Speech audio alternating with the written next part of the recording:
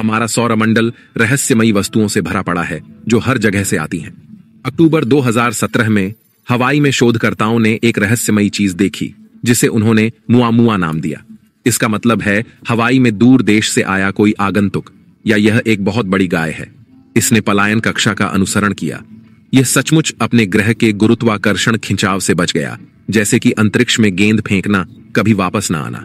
इसका मतलब था कि यह अजीब चीज हमारे सौरमंडल के बाहर कहीं से आई थी। इसके बारे में बहुत सारे सिद्धांत थे कि यह क्या था, एक साधारण क्षुद्र ग्रह से लेकर एक अलौकिक अंतरिक्ष यान तक। वैज्ञानिकों ने यह भी सोचा कि यह प्लूटो जैसे ग्रह से नाइट्रोजन बर्फ का एक टुकड़ा था। इसके अजीब आकार ने रहस्य को और बढ़ा दिया। प्रकाश वक्र में बड़े बदलावों से पता चला कि यह चीज या तो ट्यूब की तरह लंबी हो सकती है या पैनकेक की तरह अधिक सपाट हो सकती है। यह चीज ऐसी किसी भी चीज से अलग थी जिसे हमने पहले कभी नहीं देखा था। ओमुआमुआ बिल्कुल धूमकेतु या क्षुद्र ग्रह की तरह व्यवहार नहीं करता था। धूमकेतु बर्फीले होते हैं और जब वे सूर्य के पास से गुजरते हैं तो उनकी पूंछ चमकीली होती है, जबकि क्षुद्र ग्रह मूल रूप से सिर्फ चट्टाने हैं और पूंछ नहीं बनाते हैं। ओमुआमुआ की कोई पूंछ नहीं है और यह मेरी तरह गैस नहीं छोड़ता, लेकिन यह आपकी सामान्य चट्टान भी नहीं है। इसकी सतह बहुत चमकदार है, लगभग पॉलिश की गई धातु की तरह। जब यह सूर्य के पास से गुजरा तो इसकी गति ऐसी हो गई जैसे कि इस पर कोई रॉकेट हो, और यह सूर्य का गुरुत्वाकर्षण नहीं था जिसने ओमुआमुआ को अचानक बढ़ावा दिया। वैज्ञानिकों को यकीन नहीं है कि इसका कारण क्या था। तो आखिर वह चीज क्या थी? वर्षों के अध्ययन के बाद अब वैज्ञानिकों को लगता है कि ओमुआमुआ संभवतः एक धूमकेतु है जिसकी सतह पर जमे हुए हाइड्रोजन है।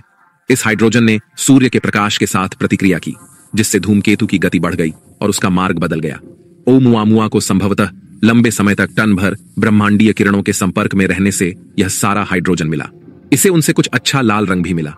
ओमुआमुआ एक युवा अराजक सौर मंडल से आया आगंतुक था, जहां टकराव और पलायन हर समय होता रहता है। ऐसे सिस्टम अक्सर कई छोटी वस्तुओं को इधर उधर फेंकते हैं।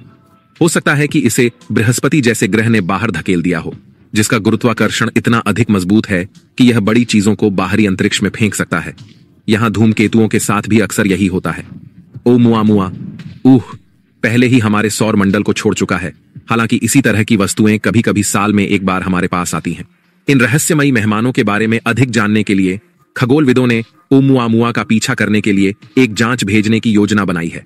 हम धूमकेतु को पकड़ने के लिए पृथ्वी और बृहस्पति की कक्षाओं का उपयोग करके इसे पर्याप्त तेजी से आगे बढ़ाएंगे, लेकिन कुछ अप्रत्याशित आगंतुक थोड़े अधिक समय तक रुके रहे। अक्टूबर 2019 में नासा के हबल स्पेस टेलीस्कोप ने धूल और गैस के साथ एक नीले रंग के धूमकेतु की तस्वीर ली। यह उस समय सौर मंडल में पहले से ही पृथ्वी से लगभग 260 मिलियन मील दूर मंगल और बृहस्पति के बीच कहीं था। हमने इसके चारों ओर चमकती धूल देखी, लेकिन हम अभी तक इसके नाभिक को नहीं देख पाए क्योंकि यह बहुत छोटा है। खैर, यहां छोटा सापेक्ष है। यह वस्तु लगभग 3200 फीट चौड़ी है, जो 9 फुटबॉल मैदानों की लंबाई के बराबर है। मार्च 2020 में हबल छवियों ने दिखाया कि धूमकेतु का एक छोटा टुकड़ा नाभिक से अलग हो गया। इसका मतलब है कि धूमकेतु बहुत सक्रिय है, ओमुआमुआ के विपरीत। जैसा कि हमने इसे आगे देखा, हमने पाया कि नाभिक बर्फ और धूल के कणों का एक ढीला मिश्रण है। इसकी सतह भी अन्य धूमकेतुओं से काफी मिलती जुलती है, जिसमें खुरदरे क्षेत्र और बर्फीले धूल भरे मलबे की चिकनी चादरें हैं। इस धूमकेतु की खोज शौकिया खगोल शास्त्री गेनाडी बोरिसोव ने की थी, इसलिए इसे धूमकेतु 2I बोरिसोव नाम दिया गया। बधाई हो! वैज्ञानिकों ने तुरंत पुष्टि की कि यह हमारे सौर मंडल के बाहर से हमारे पास आया है, और यह चीज निश्चित रूप से एक उत्साही पर्यटक थी। इसने लगभग 110 मील प्रति घंटे की तेज गति से यात्रा की। यह इतनी तेज है कि यह सिर्फ 1 घंटे में पृथ्वी का 4 चक्कर लगा सकती है। यह यात्रा कई कारणों से दिलचस्प थी। हमारे सौर मंडल में ज्यादातर धूमकेतु कुइपर बेल्ट या ओट क्लाउड से आते हैं। कुइपर बेल्ट नेपच्यून की कक्षा से परे अंतरिक्ष का एक क्षेत्र है। यह सूर्य के चारों ओर एक बड़ी दूर की अंगूठी की तरह है, जिसमें कई छोटी बर्फीली वस्तुएं भरी हुई हैं। ये सभी उस समय के बचे हुए प्राचीन टुकड़े हैं जब हमारा सौर मंडल अभी भी बहुत छोटा था। ऊर्ध्व बादल बहुत दूर है। यह सौर मंडल के चारों ओर एक विशाल बुलबुले की तरह है, जो बहुत पुरानी बर्फीली वस्तुओं से भरा हुआ है। अधिकांश लंबी अवधि के धूमकेतु वहीं से आते हैं, लेकिन धूमकेतु 2I बोरिसोव कहां से आया, हम अभी भी निश्चित रूप से नहीं जानते हैं। वैज्ञानिकों का कहना है कि यह संभवतः किसी अन्य तारा प्रणाली में बना है, जो हमारे सौर मंडल से या तो छोटा या पुराना हो सकता है। अगर कोई तीसरा विकल्प होता तो अजीब होता। नासा वैसे भी इसे ओमुआमुआ की तरह अपने होम सिस्टम से बाहर निकाल दिया गया होगा। हालांकि मैंने जिस धूमकेतु 2 के बारे में बताया वह अपने वायुमंडल में टिके रहने के लिए बहुत छोटा है। जब यह सूर्य के पास पहुंचा तो इसने कोमा विकसित कर लिया। अब कोमा गैस और धूल के उस खूबसूरत चमकते बादल का एक मजेदार नाम है जो धूमकेतु के नाभिक के चारों ओर होता है। यह तब बनता है जब सूर्य की गर्मी से धूमकेतु की बर्फ वाष्पीकृत हो जाती है, जिससे धूल और गैस अंतरिक्ष में चली जाती है। यह ओमुआमुआ से ज्यादा दोस्ताना था और इसने हमें इसका अध्ययन करने के लिए कुछ ज्यादा समय दिया। नतीजतन हमने इसके शानदार अनोखे गुणों के बारे में ज्यादा सीखा। उदाहरण के लिए, इसने कभी किसी दूसरे तारे से बातचीत नहीं की थी, लेकिन दुर्भाग्य से बोरिसोव को भी जाना पड़ा।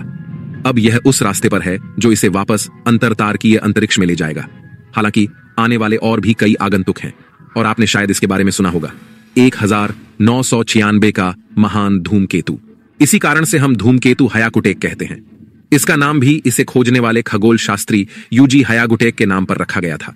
एक सुंदर संयोग से इसे नए साल की पूर्व संध्या पर 25 मार्च 1996 को खोजा गया था। यह चीज पृथ्वी के अविश्वसनीय रूप से करीब से गुजरी, केवल 1 AU की दूरी पर, चंद्रमा से थोड़ा दूर। यह उत्तरी ध्रुव के ऊपर से गुजरा। इसने इसे 200 वर्षों में सबसे नजदीकी धूमकेतु मुठभेड़ों में से एक बना दिया। यह दुनिया भर में दिखाई दे रहा था और यह दूर तक फैले आकाश में बहुत उज्जवल और सुंदर लग रहा था। और यह सिर्फ एक रात के लिए नहीं रुका। मार्च के दौरान यह और ज्यादा दिखाई देने लगा। महीने के अंत तक यह रात के आसमान में सबसे चमकीले पिंडों में से एक बन गया। मई के अंत तक धूमकेतु पूरी तरह से फीका पड़ गया। यह एक लंबी अवधि का धूमकेतु है, जिसका मतलब है कि इसे सूरज की परिक्रमा करने में सैकड़ों साल लगते हैं। पिछली बार यह 17 साल पहले आया था और अब इसकी परिक्रमा अवधि बढ़कर 70 साल हो गई है। लेकिन परेशान ना हो, ऐसे अन्य धूमकेतु भी हैं जो हमारे दिन और रात को रोशन करेंगे। इसके अलावा कुछ अंतरिक्ष पिंड लंबे समय तक आसपास रहना पसंद करते हैं। अब एक ऐसा क्षुद्र ग्रह है जिसका नाम बहुशब्दिक है और जिसका उच्चारण करना मेरे वेतन स्तर से ऊपर है। हवाईयन में इस नाम का अर्थ है बृहस्पति का शरारती। सौभाग्य से वैज्ञानिकों ने हम पर दया की और इसे बीजी नाम दिया। अरे, अन्य सभी कथावाचकों की ओर से बोलते हुए आपका धन्यवाद। यह एक छोटा क्षुद्र ग्रह है जिसका व्यास केवल 8 मील है। आप नाम से अंदाजा लगा सकते हैं कि यह बृहस्पति के साथ एक कक्षा साझा करता है। लेकिन इसमें एक मजेदार बात है, क्षुद्र ग्रह विपरीत दिशा में घूमता है, जिसे प्रतिगामी कक्षा के रूप में जाना जाता है। असामान्य क्षुद्र ग्रह की खोज 2014 नवंबर को की गई थी। यह लगभग 11 साल और 8 महीने तक सूर्य की परिक्रमा करता है। कभी कभी बृहस्पति की कक्षा के अंदर और बाहर से गुजरता है। यह कम से कम 10 लाख वर्षों से ऐसा ही है और यह लगभग 10 लाख वर्षों तक ऐसा ही रहेगा। लेकिन यह इतना असामान्य तरीके से क्यों घूमता है? बीजी वास्तव में एक अंतरतारकीय आप्रवासी हो सकता है। शायद यह हमारे सौर मंडल से लगभग 4-5 अरब साल पहले गुजरा था, उस समय जब सूर्य का निर्माण हो रहा था। फिर यह गुरुत्वाकर्षण द्वारा पकड़ा गया लेकिन अपनी विपरीत कक्षा को बचा लिया। या शायद यह ऊर्ध्व बादल से आया था। फिर इसे रहस्यमय ग्रह 9 से अपनी अजीब कक्षा मिल सकती है, एक काल्पनिक ग्रह जो माना जाता है कि बृहस्पति से बहुत दूर हमारे सौर मंडल में मौजूद है। किसी भी मामले में यह क्षुद्र ग्रह हमें सौर मंडल के इतिहास के बारे में अधिक जानकारी देता है और यह भी बताता है कि कैसे कार्बनिक पदार्थ बाहरी अंतरिक्ष से हमारे पास आ सकते हैं। अब किसी भी समय हमारे सौर मंडल में हजारों वस्तुएं हैं जो बाहरी अंतरिक्ष से आती हैं। वे अलग अलग समय के लिए यहां रहते हैं, लेकिन कभी कभी हम भाग्यशाली होते हैं और वे हमें अंतरतारकीय अंतरिक्ष के बारे में बहुत कुछ सिखाते हैं। आज के लिए बस इतना ही।